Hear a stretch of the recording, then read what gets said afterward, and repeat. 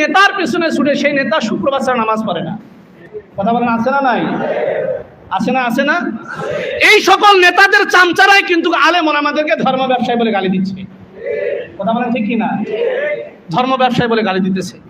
যাদের চেহারা দেখলে আল্লাহর কথা মনে হয়, যারা কোরআনের কথা বলে, আখিরাতের কথা বলে, নেক আমলের কথা বলে, সৎ কাজের আদেশ করে, অসৎ কাজে নিষেধ করে, এদেরকে ধর্ম ব্যবসায়ী বলে গালি দেয়।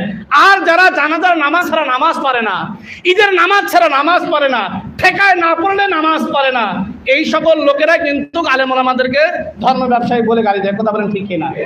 তাহলে বলেন তো দেখি, যেই নেতা নামাজ পড়বে না সেই নেতা কি?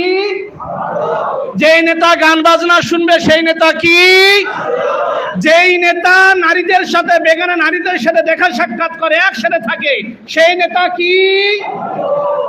ভণ্ড। আপনি নামাজি হয়ে কেন একজন বেনামাজি নেতার পিছনে ছুটবেন? আপনার আখিরাত কি? কথা বলেন, আপনার পরকাল কি? আপনি নামাজি হয়ে কিভাবে বেনামাজির সাথে ঘোরাফেরা করেন? একটু চিন্তা করে দেখুন। তাহলে কি আপনার ধর্মের সাথে আপনার রাজনীতি বড় হয়ে গেছে?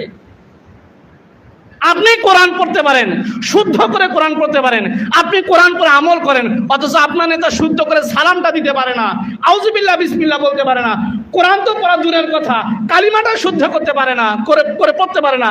এরকম নেতার পিছনে আপনি কিভাবে ছুটেন বলেন? আপনার পরকাল কি? আপনার হাসর কি? এই জন্য জবানকে হেফাজত করতে হবে। এই জবান দিয়ে এমন কোন মানুষকে সমালোচনা করা যাবে না। তবে হ্যাঁ, আপনাকে এটাও মনে রাখতে হবে, আপনার কোনো বন্ধু ভুল পথে যাইতেছে, আপনার কোনো বন্ধু অসৎ পথে যাইতেছে, এমন একটা ছেলে, এমন একটা লোক, যে লোকটা এমন একজন লোকের সাথে ঘোরাফেরা করে, যেই লোকটা নেশা খায়, যে লোকটা জুয়া খেলে, কিন্তু ওই লোকটা জানে না। আপনি যদি তাকে না বলেন যে ভাই তুমি যে অমুকের সাথে ঘোরাঘুরি করো, সময় দাও, সে কিন্তু নেশাখোর, সে কিন্তু জুয়ারু, এটা কি বলা আপনার ইমানি দায়িত্ব না? এটা তো ইমানি দায়িত্ব। কিন্তু এতদিন নেশাখোরের সাথে মিল ছিল, বন্ধুত্ব ছিল, কোনোদিন সমালোচনা করে নাই। কিন্তু যখন বন্ধুত্ব কেটে গেছে, তখন এখানে সেখানে সমালোচনা করে, অমুকে নেশাখোর, অমুকে জুয়ার। কথা বলেন ঠিক কিনা? কিন্তু যতদিন বন্ধুত্ব ছিল ততদিন করে নাই।